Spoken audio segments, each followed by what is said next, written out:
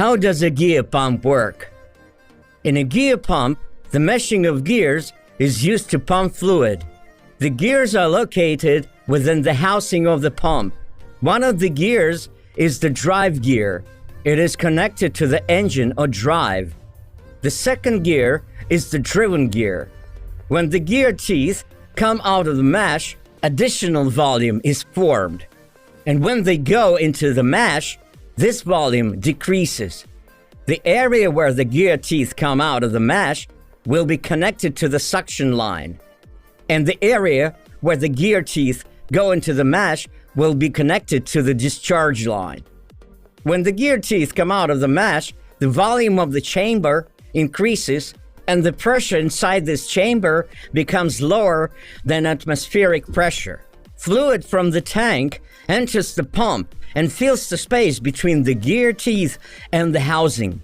As the gears rotate, the fluid flows along the perimeter to the discharge area, where the gear teeth go into the mesh once again.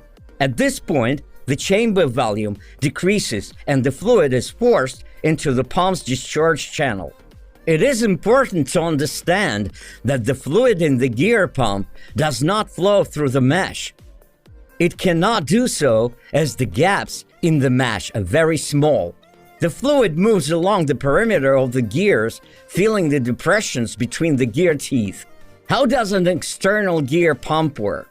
The housing of the pump contains friction bearings. These bearings have grooves to provide for the lubrication of rotating parts, as well as to direct any leaks to the suction area. The bearings are fitted with the gear shafts. There are seals to ensure the leak-proof separation of the suction and discharge channels. The front and back covers are bolted to the housing.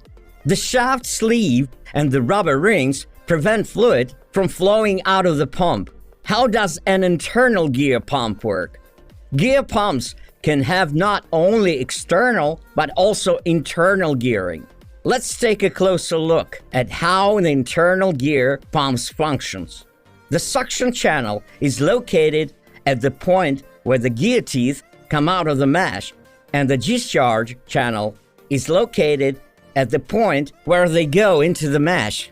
A crescent-shaped seal ensures the suction area is separated from the discharge area. Without the separator, fluid will simply keep on flowing inside the pump.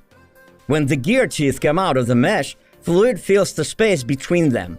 As the gear teeth rotate farther, the fluid is delivered to the area where the gear teeth go into the mesh. From there, it will be forced into the discharge channel. Internal gear pumps work more smoothly than external gear pumps. But they are also more expensive because of the higher complexity of the manufacturing process. What problems can occur during gear pump operation? Bearing wear. The material of the gears is harder than that of the bearings, and so the bearings will wear out faster during operation. Bearing wear can cause increased leaks inside the housing. Shaft sleeve wear. Oil will flow out through a damaged shaft sleeve. If the seals become damaged, fluid may begin to flow from the discharge area to the suction area. This causes a reduction in the working pressure and